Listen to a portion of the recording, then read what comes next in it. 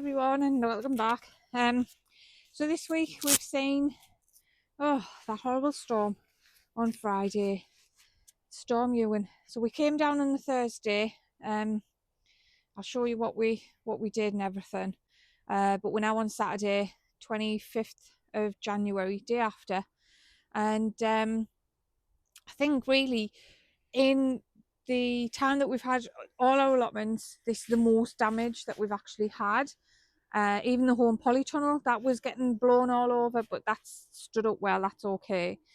But I'll show you the damage down here. But what I'm going to show you first is I set up in the dining room at home our seed station, ready for when I'm going to start sowing all the seeds and everything that we're going to try and grow this year. We've also been up and getting 2 lots of potatoes, King Edwards and the Casablanca. So we've had King Edwards before and they did okay, but we've never had Casablanca before. So I was talking to one of the girls in the shop and she recommended that you can keep some of those for your Christmas taties as well. So I'm going to have a look into that and see how many we can keep. And I bought some red Baron onion sets that we're going to put in one of the beds on this plot. So I'll show you the seed station, like I said, and then we'll come back and we'll show you what we're doing down here today. So these are the shelves that we used last year in the dining room. Dead easy to put up. They've just been stored in a bag, and actually down the allotment. We got them at the weekend, and I thought, right, no, I'm going to put them up.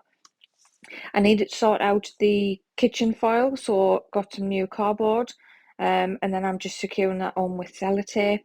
That goes on the back, and then once that's fitted on the back again, just with sellotape, keep it all nice and sturdy. I then make the bits that go down either side. So I'm kind of like boxing the shelves in. I'm just showing you here that sometimes you can just put sellotape on the top parts, but it'll drop off.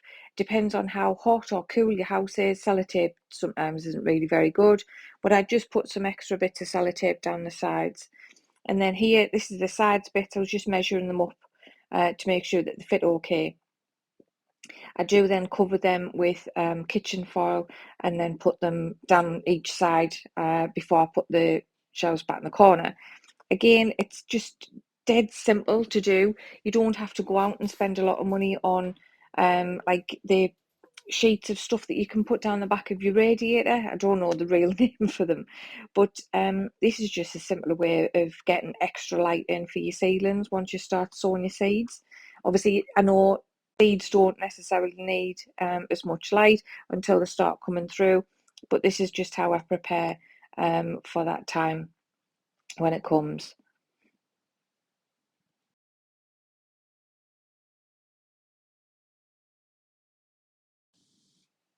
So I'll just secure the last bit on there, and then that is a sewing calendar that I received off some lovely friends for my birthday.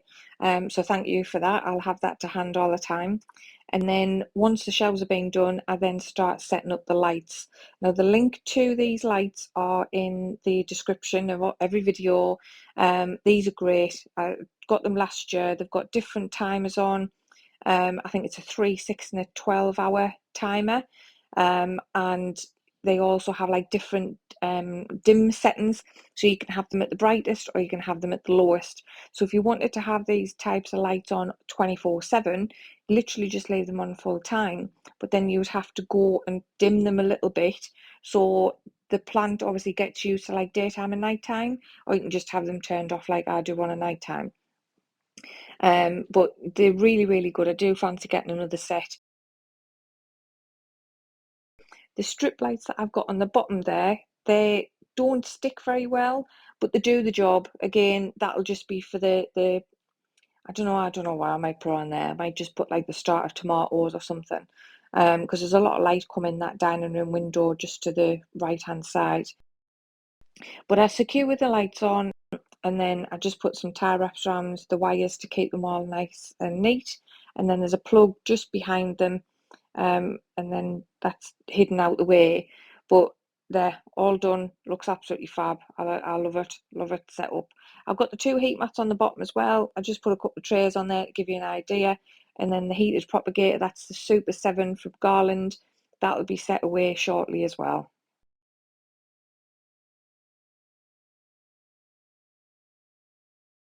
So we've just come down to do some storm preparation, ready for tomorrow. We've got gusts forecasted from between 73 and maybe 85 mile an hour here in the northeast. So the little flimsies had some more paving stones put on the inside on the frame. And the roof over here, that roof there, the garage that's behind the other plot, there was loads of like bits of roofing and everything, like corrugated stuff all loose. So Eric's getting up and moved them, just because we're worried in case they blow off and they maybe hit the greenhouse. So we'll hopefully give you an update in the next few days once the storm's been and gone, and hopefully there's been no damage. Best of luck to everybody else, and we hope there's no damage to you lot as well.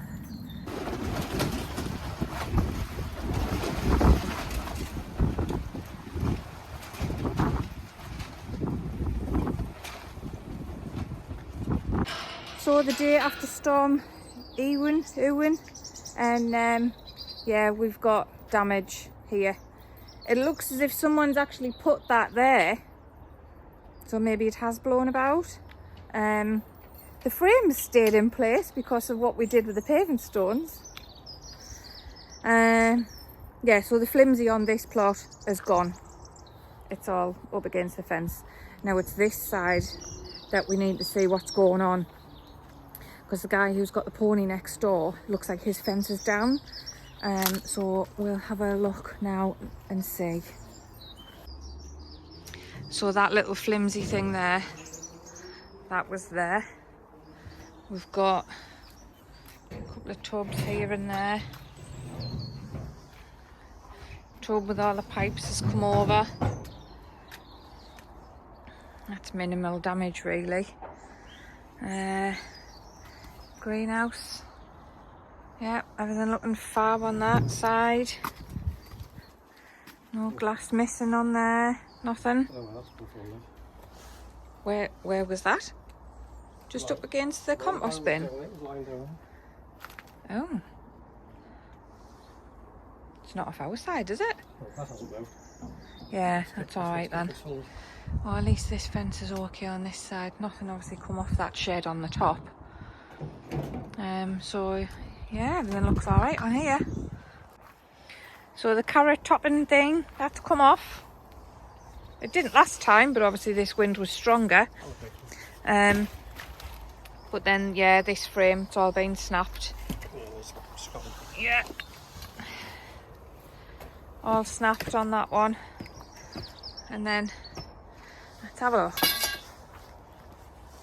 So like I say, the frame itself is still in place off them paving stones, but then the top of it is literally just, it's just, oh yeah, you can see where the winds really had it bent over and everything. Oh dear. Yeah, we'll just get a new one. Okay. So because we get a problem of a lot of cats pooping around here, this bit here, Eric said he's gonna get some pallet collar beds and put them down here and then lie something on top to stop them. But firstly, we need to get this flimsy out the way. Now, good thing for us, the metal poles and everything, there's a substation just up the top of the road. Usually you just put any metal outside, and when the scrap lads come round, usually on Sunday morning, they'll come and just take all the scrap. So we'll have a walk up there and put that up out the road.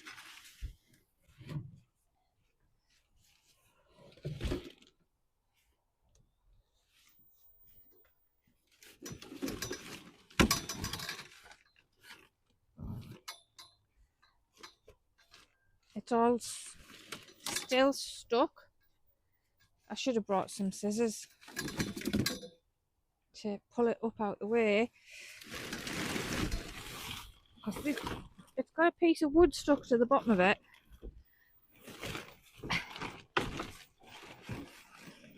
Oh, right. Just start taking it to bits.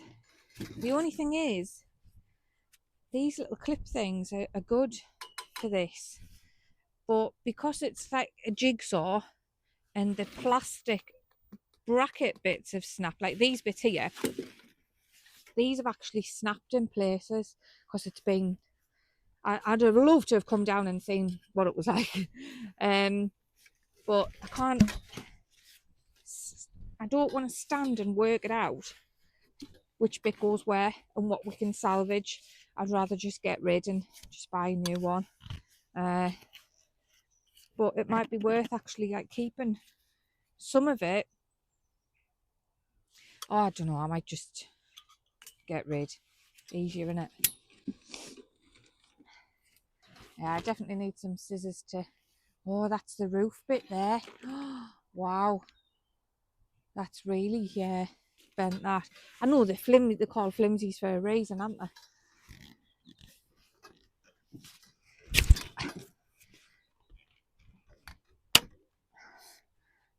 See, there, I just literally snapped that.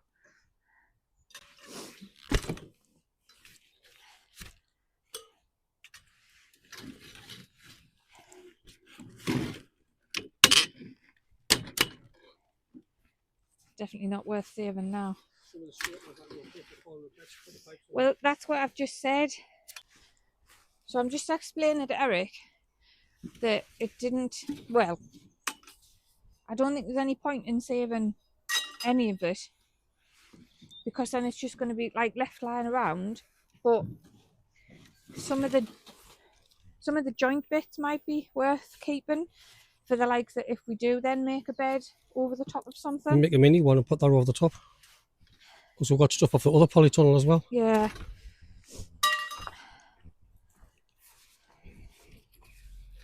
Because it's a bit like a jigsaw where you've got to try and work out which bit went where.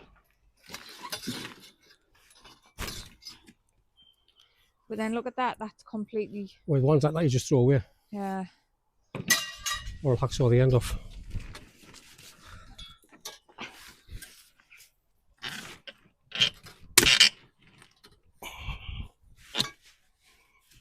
So we've took the frame down.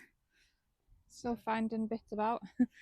We're going to move these paving stones because these are going over on the other plot, and then we'll have a walk up with the metal and all this and dumped up the top for the scrap lads, and then try and sort this area out to keep the cats off it,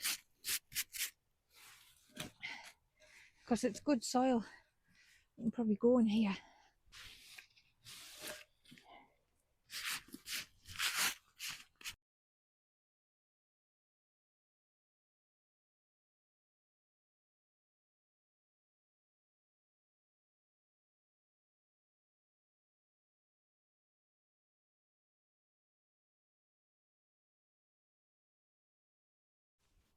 Get all that put in a wheelbarrow and take up the top.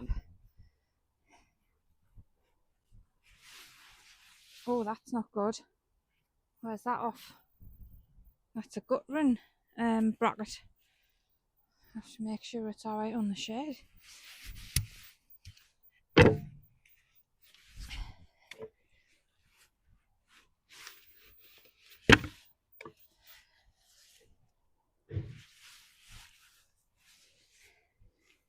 So, in the last video, you may have remembered us saying that this flimsy was going to go over onto that plot, because I wanted either a bed here, and just look how much more space it's given us because it's opened up the area.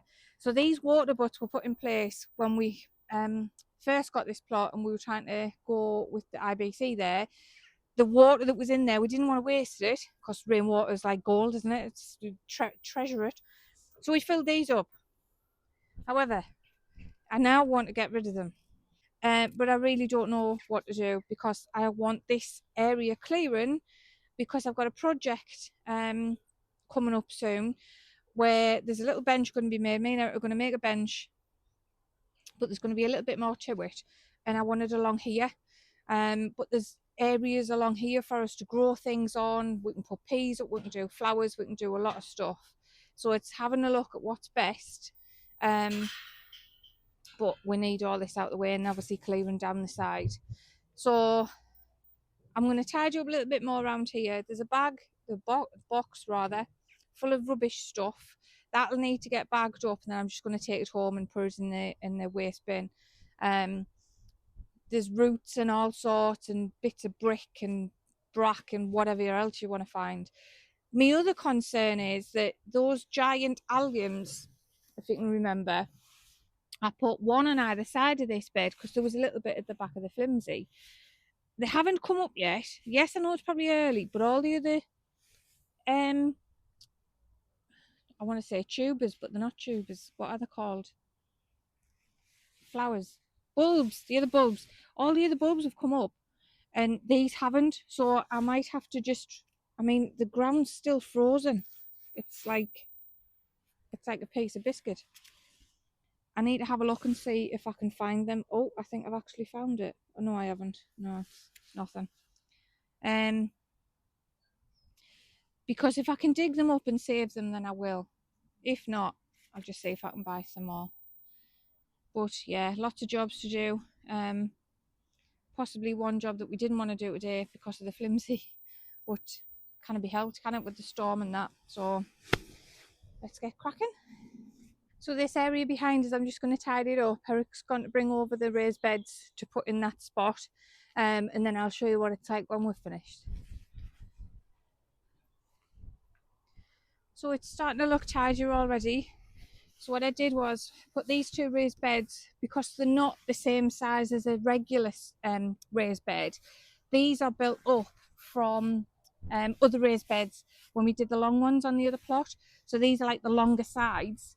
So we made two square, well, they are rectangle, but they're a bit bigger. So I've just doubled them up on top of this bed. And then the soil that you can see on the outside, I've made a border. And then I'm gonna dig it out. I'm gonna try and do it today and use bits of wood. So, hold on, here's one I made earlier. So these bits of wood that were on the bottom of the flimsy that was here, we had them bolted to the sides and then stuck to the bed that was already there. I'm just going to place these round the outside to make a border. I'm going to dig down quite far, so I might need to double up on the wood and make it a sturdy enough border. It's not going to go anywhere. I'm not going to put anything on the top, and then we can decide what we're going to grow here next year. Now I do have some sunflower seeds. I bought a teddy bear variety and I quite fancy them on this side. So here I'm thinking if I can try and make some sort of like trellis up the side of here, and then I could put the teddy bear sunflowers here to grow up, and then there's going to be like a big burst of colour. I don't know how big they get. I don't think they get really big because I bought them for the specific reason. I don't want big sunflowers, and the reason why is I think I would just get a bit anxious about them blowing over and having to support them, and then them breaking in winds and stuff, because it is quite windy on this plot. But the teddy bear sunflower seed should go really good here, I think. Once I get a structure put on the side of this bed, we'll see how it goes. But yeah, that would be exciting, I think, wouldn't it? Also, this is the thing I can't remember. Ethan sawed it for us. I saw Terry King just chopping his down. Yeah, I can't remember what it's called.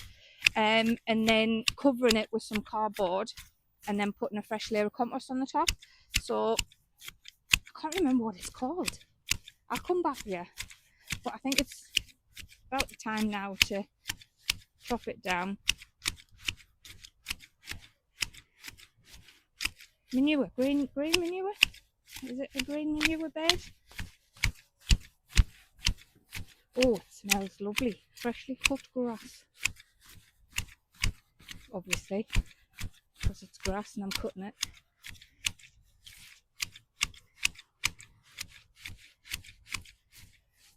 So I'll give that a rake.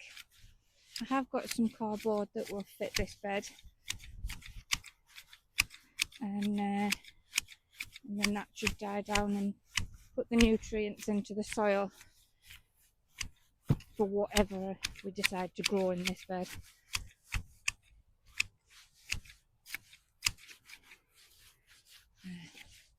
That'll do us, I think.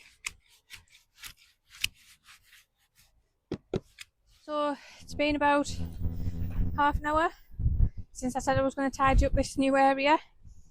I'm absolutely buzzing with what I've actually done. Just made it up and went with it, and it looks great. So none of these bits of wood really fit in the gap. So what I've actually done is, one of the side of a raised bed went in there, so I put some wooden dowels in to just keep it sturdy, although I did make a trench and put it in. But then I've put 2 paving stones that were like perfect size.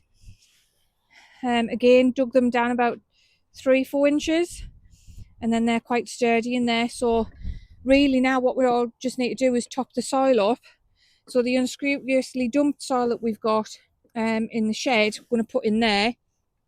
And in the shadow, you can see Eric putting some compost out of the carrots from my granddad's little bags on top of the cardboard and the green manure. So we'll cover that over as well so the cats don't get in. But then that'll be ready to plant in once we've got some plug plants on the go. And then we'll do our little experiment. So green manure growth in there, and then just ordinary compost and bloodfish and bone in that one, I think, and see what we get for brassica wise. So I'm really, really impressed with myself. I've absolutely aches and pains tomorrow, like I'm going to be dead. But I'll show you what I've done because I'm really, really happy with it. Eric says he's done it. He dug 3 foot, if that. Yeah. What's 3 foot? Because it's not that. He didn't dig as much as I did. I'll show you what I've done, and Eric helps us with. So I just decided to go with the flow and put some more paving stones in. So we used 1 piece of wood along there, and I put the dowels in to secure it. But then I dug down another 3 or 4 inches, put those 2 in, and then did a one on that side. So we've put some of the unscrupulously dumped compost in that bed. We've watered it, but we're going to leave it and top it up again tomorrow. But this is great. The use of this space, it just makes the allotment look so much bigger. I knew there was a reason I didn't really like that flimsy there. But I'm going to line the path down the side, get some more wood chip. Eric's actually going to rotivate this part because it comes down on a slant and it's really annoying. So we're going to lift that up, rotivate that bit, and then use the soil that's like round here and that, and in that bed, to just level this part out, and then it'll look like nice and neat. There is wood chip. We always get wood chip down here, so we'll cover this path and then take these paving stones up, and then obviously get some more put down that side as well. So yeah, I'm absolutely buzzing with this. I love it, absolutely love it. Can't wait to get some stuff growing in there, get the soil fed before we do that. But yeah, it's absolutely great. I'm in love with it. I love it. So that's it for this video. Thanks for watching, and we'll see you in the next one. Bye.